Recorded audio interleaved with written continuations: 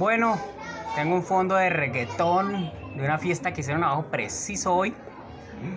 Hoy que estreno mi en vivo en esta página, pero bueno, yo sé que Dios está moviéndose en medio de todo y que la victoria de Él es segura. Bienvenidos a este en vivo.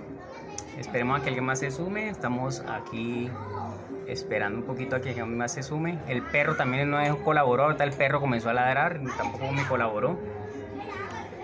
Entonces tengo varios problemitas. Creo que voy a tener que cambiar de habitación. Voy a tener que cambiar de habitación a donde no escuche nada porque el perro no deja oír, hay mucho ruido. Entonces, como les venía diciendo, ¿por qué el muro de los lamentos?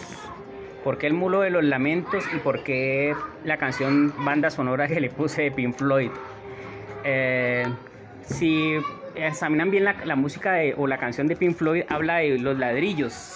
Eres solo un ladrillo más en el muro, ¿cierto? Eso dice la letra de Pink Floyd.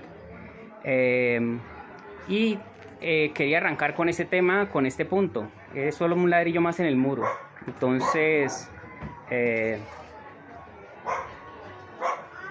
voy a citar primero algo que está en Génesis 11:4. Buscar Génesis 11:4. Y mientras eso los voy contextualizando a lo que quiere decir el muro. El muro, les decía yo que hay una construcción humana, ¿cierto? Una construcción del hombre que quiere hacer aparte de Dios. Y que hay una construcción de Dios que quiere hacer e invitar al hombre a ser parte de esa construcción. Entonces, parte de lo que es el muro es eso. Es como podemos reconocer cuál es la construcción que está haciendo y cuál es la construcción del hombre. Entonces voy a leer Génesis 11:4. Génesis 11:4, que es la famosa Torre de Babel. ¿Qué ocurrió en Génesis 11:4 que no había ocurrido anteriormente en la historia y se vio por primera vez? Lo que ocurrió fue una producción en serie de materiales. Entonces, vemos en el 11:4 dice, y dijeron, vamos edifiquemos una ciudad. En el 3 dice, y se dijeron unos a otros, vamos y hagamos ladrillo y cosámoslo con fuego. Y les sirvió el ladrillo en lugar de piedra y el asfalto en lugar de mezcla. Y dijeron, vamos, edifiquemos una ciudad, una torre cuya cúspide llegue al cielo y hagámonos un nombre por si fuéramos esparcidos sobre la faz de la tierra. Entonces el primer punto, el primer muro del que quiero hablar es en la construcción de Babilonia o la Torre de Babel. Este proyecto lleva desde que el hombre cayó. Ya este proyecto no es nada nuevo desde que el hombre cayó. Y ahora tenemos la tecnología para llevarlo a cabo los seres humanos. O sea, tener toda la tecnología para apartarse de Dios, para moldar al ser humano a como quieren las élites, a como quieren los poderosos. Tenemos la tecnología para hacerlo, tenemos la tecnología para controlar a todo el mundo, para poder tener un solo estado mundial, como fue Nimrod en el Génesis 11, o el primer poderoso o el primer grande que se levantó en la tierra a crear un imperio fue Nimrod. Y ese Nimrod del que habla en Génesis fue una persona famosa en la antigüedad. Hay muchas tablillas antiguas que hablan de Nimrod, hay muchas evidencias arqueológicas que hablan de las ciudades que él construyó, Nínive, Babel, muchas otras que dice aquí en la Biblia. Y este hombre fue el primer gran conquistador, el primer gran emperador fue Nimrod en el Génesis 11:4, 11:3. Donde dice que los hombres, después de que salieron del arca, el Señor les había ordenado que se volvieran a esparcir sobre la faz de la tierra. Y este hombre desafía a Dios de frente, pero de frente levanta imperios, se hace poderoso y se hace rebelde ante Dios y levanta un imperio y junta a todo el mundo en una gran ciudad. Arma la Nueva York de la antigüedad y levanta una torre ahí en medio. Entonces este gran opositor a Dios, este gran conquistador, este gran movedor de masas, porque es un influencer, el primer gran influencer fue Nimrod, levanta una torre y el primer material que se le ocurre construir es ladrillos cocidos en barro, cocidos en horno, y el asfalto para poner los ladrillos. Entonces, ¿por qué lo que dije de Pink Floyd? Eres un ladrillo más en el muro. La producción en serie del barro, que simboliza la humanidad, es lo que estamos ahora viendo en la cúspide. Lo que estamos ahora viendo en este tiempo es la producción en serie de seres humanos. O sea, que todos sean iguales, que nadie se cuestione nada, que nadie diga nada, o sea, que todo el mundo vaya por la misma línea. Entonces se radica ¿qué? Se radica la familia, se radican los factores culturales, los factores étnicos, y se apunta a que la humanidad vaya a todo hacia un solo sitio, a que todos sean amoldados a ese horno, a esos ladrillos. Y qué curioso que es en Babilonia, donde está el horno, donde están los ladrillos de barro que pasan por el horno, ¿cierto? Eso me recuerda también a otros ladrillos de barro que pasaron por el horno, que fueron Daniel y sus amigos, el profeta Daniel y sus amigos, que fueron a Babilonia y fueron metidos al horno. Pero ellos no eran producción en serie, ellos eran alguien totalmente diferente a todos los demás que estaban en Babilonia. Entonces lo primero que quiero con esto del muro decir es que tú no eres un ladrillo en serie. O sea, tú no eres alguien que fue construido, sacado en un molde y No, Dios te hizo como barro, pero Dios te hizo de una manera diferente y tiene un proyecto diferente para ti. O sea, no pienses como piensa todo el mundo, ni vayas para donde va todo el mundo.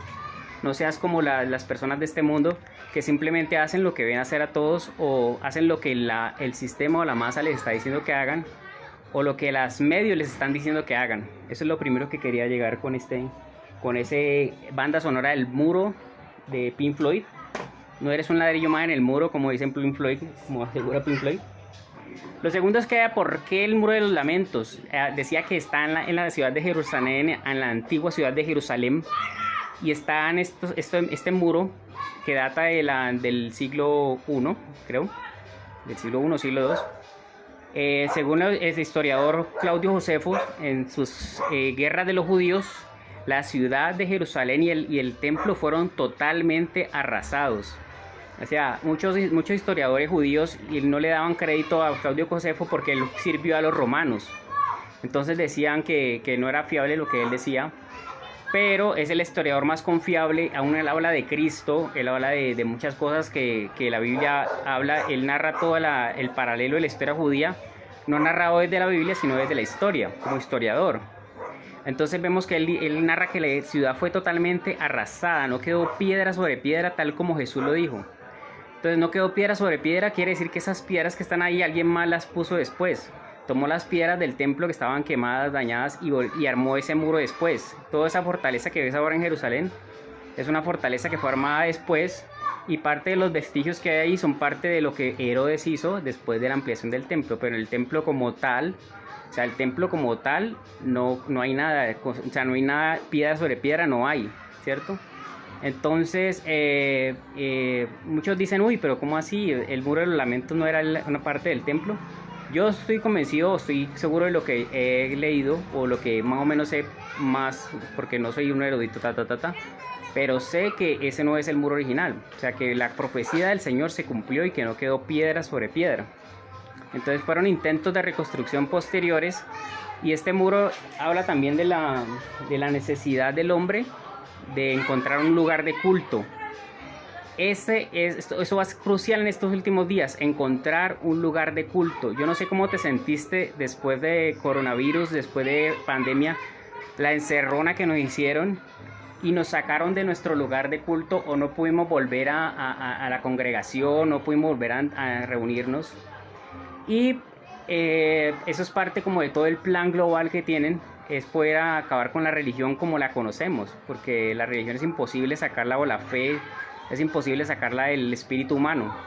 Pero parte de lo que están haciendo con los ladrillos es súper esa perspectiva. Gracias, Isa. Parte de lo que están haciendo con esto es volver a reconfigurar a la humanidad, o sea, llevar y pasarla por un gran reseteo que ya está planeado hace más de 100 años. Entonces, poder sacar una nueva humanidad de todo esto, y ese proyecto viene desde que el hombre cayó. Eso no es nuevo, solo que ahora 100 años antes tenemos la tecnología para revelarnos a Dios de esa manera, poder cambiar el ADN, poder transmutar al ser humano, poder cambiarlo por completo. Y ahora vemos como ese muro que se va construyendo, y vemos como la torre de Babel se va volviendo a levantar. ¿Y qué era la Torre de Babel? La Torre de Babel era una famosa pirámide que se conocían como zigurats. Esos zigurats eran 7 niveles o varios niveles. La Torre de Babel, según los arqueólogos que dicen haberla encontrado, eran varios niveles. Suponen que 7 porque 7 cielos, 7, ¿cómo es que se dice? 7 dimensiones en las que creían los sumerios. Y la última estaba su dios Marduk. Entonces en el último punto de la colina había un punto de culto. O sea que cuando ellos decían que querían hacer una torre que llegara al cielo, no se trataba de la altura física de la torre. Ellos querían abrir un portal dimensional para Dios Marduk, que pues no es Dios.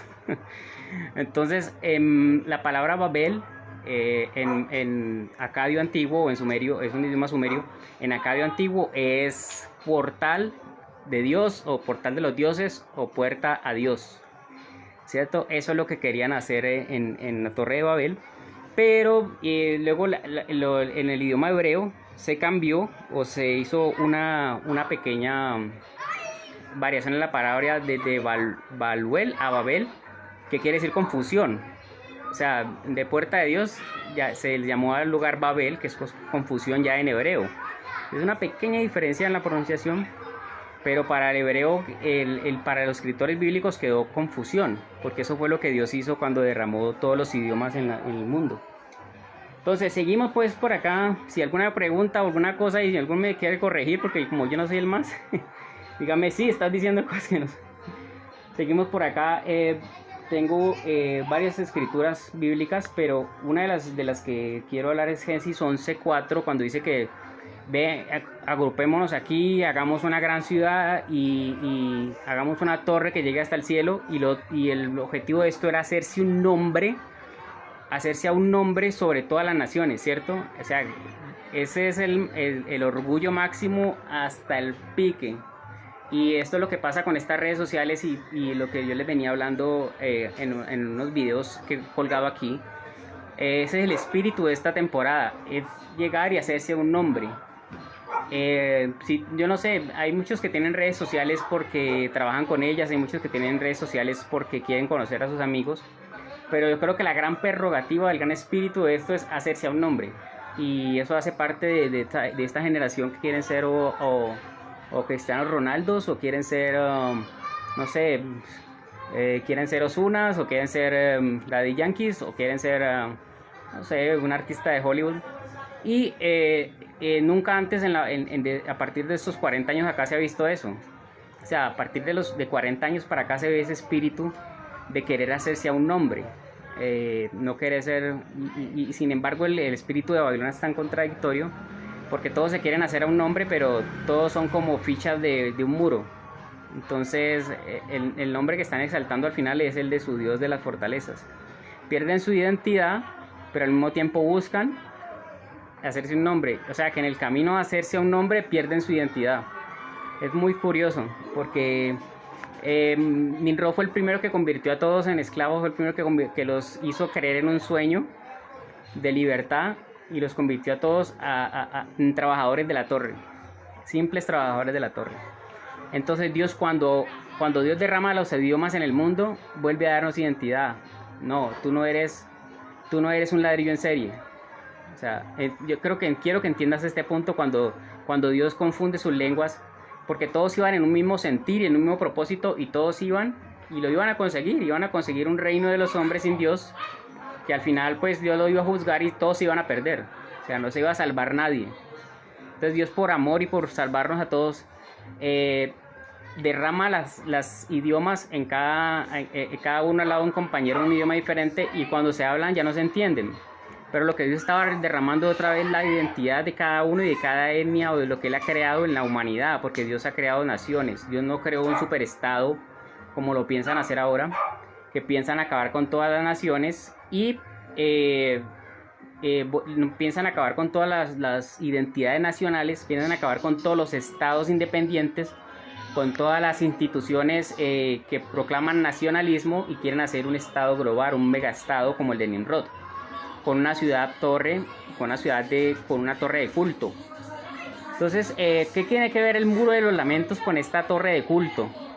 El muro, ese lugar en Jerusalén, que yo estoy seguro no es el lugar donde estuvo el templo de Salomón, donde la gloria de Dios descendió, no es el mismo lugar. Ahí está la cúpula de la roca, ahí está el disputa santa de todos los tiempos.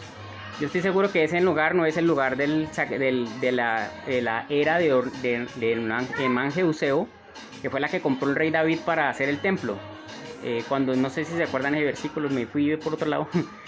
Cuando viene el ángel a destruir Jerusalén, entonces viene David y Dios le dice a David que va a destruir Jerusalén. Entonces, ¿qué prefiere por haber cometido el pecado de censar al pueblo? ¿Qué prefiere? Que hayan 3 años de hambruna, o sea, de una cosa, de una ruina, que hayan 3 meses de que los enemigos caigan. Sí, ya te perdiste. Bueno, ya, entonces, ¿qué tiene que ver ese muro con todo? Ese punto, si tú ves ahora, están negociando Arabia Saudita, los árabes, con los judíos. ¿Qué tienen que negociar los árabes con los judíos? Se está hablando de un tratado de paz entre palestinos y entre los grupos palestinos para llegar a un acuerdo. Entonces, por todos lados se está hablando de acuerdos. Y ese punto en Jerusalén, donde está el muro, donde está la mezquita, ese va a ser el punto de edificación del templo del final de la Torre de Babel. ¿Entiendes? Eso es lo que la Biblia va a llamar después la abominación desoladora, porque va a ser supuestamente el lugar de culto de los judíos, el lugar más sagrado de la tierra, va a ser la casa de Dios, y va a ser donde el anticristo se va a sentar, ¿sí? Entonces por eso tiene que ver el muro de los lamentos. Pero pues no quería dejarlo solo con la parte negativa. Hay un proyecto que se está construyendo. Los cristianos van a comenzar a ser cada vez más oprimidos, más perseguidos, porque los cristianos no nos vamos a sumar a hacer como un ladrillo en el muro. Vamos a guardar nuestra identidad, vamos a seguir creyendo lo que creemos, nuestros valores, ¿cierto? Y van a poder al dogma musulmán lo pueden engañar, al dogma judío lo pueden engañar, pero a los que verdaderamente tienen el Espíritu Santo no los pueden engañar, o sea, no los pueden sumar a todo ese proyecto global. No pueden permitir que haya eutanasia, no pueden permitir que haya aborto, pedofilia, nada de esas cosas. Entonces, ¿cómo engañar cómo engañar a los que tienen esos dogmas tan brutales? Por ejemplo, un musulmán. ¿Cómo engañar a un musulmán? ¿Cómo engañar a un judío que tienen esos dogmas tan tenaces? Pues en este momento hay unos malos en el poder. Hay gente perversa en el poder mundial haciendo cosas. Imagínate, esta pandemia lo dejó al descubierto. Las noticias lo dejan al descubierto. Hay gente mala, muy mala, haciendo cosas muy malas en el poder. Pero va a aparecer un salvador de la nada. Y ahí es donde radica el peligro. Esa es la cúspide de la Torre de Babel. La cúspide de la Torre de Babel no es que todos se peleen por llegar al poder. La cúspide de la Torre de Babel es que todos se ponen de acuerdo. Acuérdate de esto. Entonces, cuando tú ves que se ponen de acuerdo judíos, musulmanes y todo esto, es porque toda esta maldad que supuestamente está en los poderes va a haber una transición y va a ser derribada. O sea, va a ser, entre comillas, derribada, quitada, y va a aparecer un Salvador glorioso en la tierra. O sea, va a aparecer un man que, claro, todo el mundo va a decir, ese es Jesús. ¿Entiendes? Ese es el Mesías, el Mesías que estaban esperando los judíos. Ese es el que estaban esperando los musulmanes. Se me olvida el nombre, si alguien lo conoce. Esa es toda la cuestión. Entonces, no es tanto los malos que están en el poder, sino el que viene enmascarado a traer paz y a traer unificación, tal como Nimrod. Entonces, a mí no me preocupa tanto los movimientos LGTB, a mí no me preocupa tanto los movimientos pro muerte, a mí no me preocupa tanto todo eso, sino el que se vista de paz y traiga las soluciones y que diga que va a acabar con todo eso. El que traiga todas las soluciones políticas, ese es el que te va a engañar. Entonces, bueno, ya me fui por otro lado, pero para no dejar como la parte tan negativa de la cosa, quería leerles un versículo que está porque el muro no solamente es muro de los hombres, el que están construyendo los hombres o la codificación de los hombres, sino que también hay un muro que es o un templo de Dios que está siendo construido. Y ese templo de Dios lo encontramos en Primera de Pedro. Espérate, me lo pongo por aquí. Uy, Isa se quedó todo el video. Gracias. Es que ya es demasiada cosa.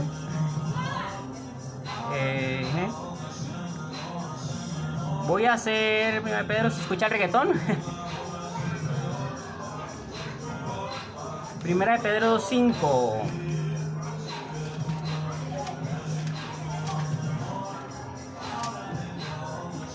Dice, Primera de Pedro 5,